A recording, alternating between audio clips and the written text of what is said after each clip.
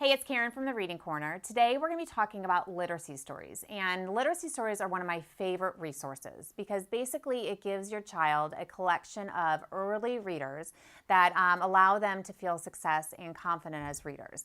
So in this lesson, I'm going to actually be going through the steps of what I teach, of how I teach a literacy story. If you want to then fast forward and go on to our next video, I'm going to actually be doing the lesson for your child. The reason why this lesson is so important, this video is so important, is because the great thing about any of these resources is you can put so much bang for your buck in every lesson. So we're going to talk about phonemic awareness, we're going to talk about vocabulary, we're going to talk about writing, we're going to talk about one-to-one correspondence. So your child doesn't know that they're learning all these things, they're just having fun doing it. But I want to make you aware of all the different steps of what we do when we teach a literacy story.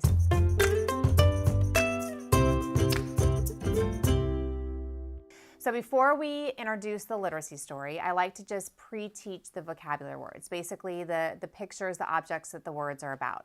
So when I show the kids the words, I'm going to start with what's called a phonemic awareness activity. And basically, if you think of phonics as seeing the words or letters, phonemic awareness is hearing them. So phonemic awareness is really important for early readers because basically they're hearing chunks of words and they're having to put it together and make the word. So I'm just going to do a quick phonemic awareness activity with my kids. I'm going to say, this is a mountain. Can you say that? And they're going to say mountain. This is a rainbow. Can you say that? And if they can't say it, you just offer it for them. Say rainbow, because a lot of times they can't do it right away. So if you're asking them a question and they're like, I don't know it, just model it back for them. So for example, I would say, this is sunshine. Sunshine.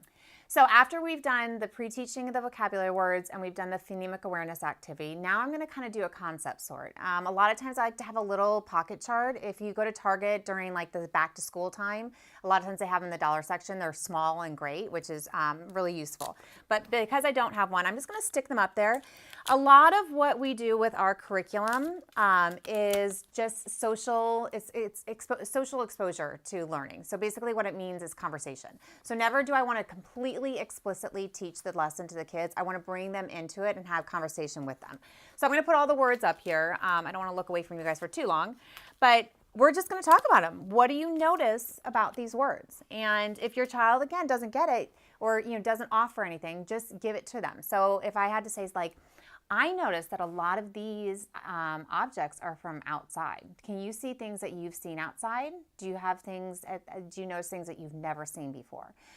Do you see things that are small and close to the ground? Do you see things that can be really tall and huge? So I'm kind of putting some more vocabulary in there.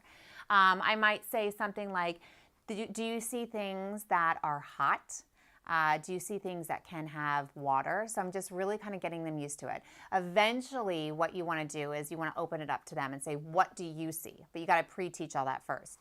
I might say things like, I noticed that some of these are in the sky, and I noticed that some of these are on the ground. So again, we're just having a conversation about the different activities. Once we do that, we're going to make predictions about what we think the literacy story is going to be about. And when you go into the second lesson, you're going to see that this is really quick. I'm just unpacking all the pieces for you so you can see in 5 minutes how many good things, early literacy concepts you can get into like a 5-minute lesson. So like I said, we're going to teach predictions. So I'm going to say, let's predict what we think that the story is going to be about. And your child might say it's going to be about outside, it might be about camping. If you want to add a little bit of a writing portion to this, you can just add a piece of paper on here and you can make a list of the different things that your child thinks the literacy story is going to be about. And obviously you add some as well.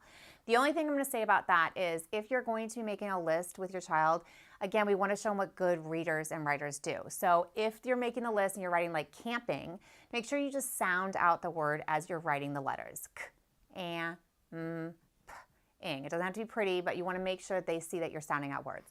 So after the prediction, we are going to go ahead and expose our literacy story. And we're going to then look at our predictions, and we're going to see if our predictions were accurate or if they weren't. And that's what predictions are about. They're a guess about what the story is going to be about. So we can say, okay, yeah, we did talk about that. The story is going to be about the outdoors. So now I'm going to take these, and I'm going to show my kids. I'm going to say, now listen. These are the objects, but I need your help on connecting them to the words. So I see the word trees, campfire, mountains, clouds, sun, and rainbow. I'm going to say a word, and I want to see if you can find the word that the object, the picture, belongs with. So this is mountain. And notice I'm using my movements that we learned in that last video, our handwriting video, if you haven't seen that. I'm going to use my movement. I'm going to say the sound at the beginning sound a little bit longer than the rest of them so that they can try to find the word that has that sound. So I simply say, can you find the mountain? And so they're going to come up. They're going to put the mountain next to it.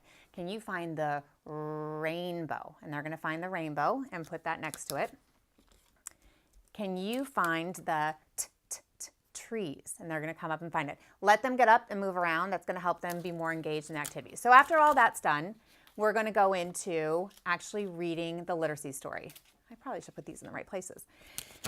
So what's the big deal about a literacy story? The reason I wrote literacy stories is because when my son started reading, he was an early reader and I couldn't find books on his level. We would go to the bookstore, he wanted SpongeBob, he wanted, all these big superhero books, and they're really second, third grade level books. So when he opened the books, he loved the pictures, but the words were intimidating. So I just started writing really simple books on my own with him. I would just draw a picture of like a dinosaur or something like that, and I put, this is a dinosaur.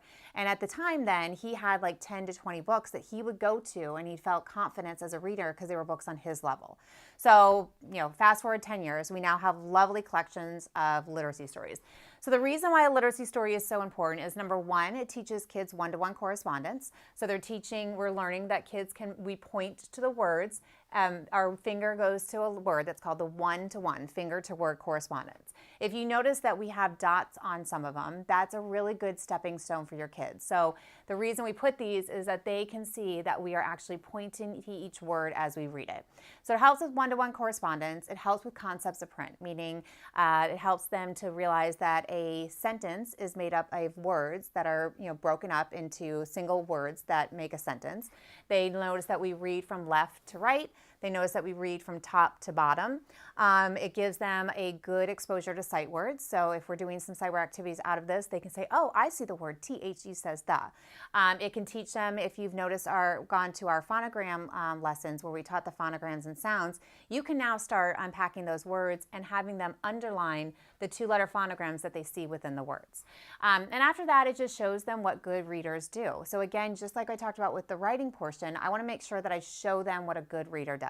So I'm going to get my pointer, and I'm going to point and I'm going to model the first sentence for them. Now I see this happen a lot, even with my educators that I still train with. Make sure that you're not going really fast and saying, can you see the tree? We want to slow it down for them so that they notice that we read each word separately. Can you see the trees? And then we talk about the question mark. And then I give them the chance to come up, and I want them to come up and write sound out the words. Now, don't be surprised if they're going to do this and go all the way around. That's why we're modeling. It takes them a while to notice that you are pausing at each word. So if they're not pausing and they're just kind of, squiggling away from it, that's fine. That's why we're doing the modeling. Ultimately, what it does is, because our collections have at least 30 literacy stories on each level, it gives your child a great collection of books that he can go to. So just like I did with my son, where I made books for him, you can put them in a binder and you can have your child read these, and you'll be surprised that your child's going to go to these books a lot more than he's going to go to the books that he can just look at the pictures, because now he feels like a real reader. So wanted to kind of go through the steps with you. If you go to our next video, I'm going to do the lesson for your child, and it's just going to kind of go really quick so that your child can get a lot of good stuff in that little lesson. And then if you go onto our website, you can download a chunk of little readers that helps with your child with sight words and things like that. And we also have all of our literacy stories in bundles. You can buy them digitally on our website. So stick around. I hope that kind of made sense, and we are going to go to our literacy stories.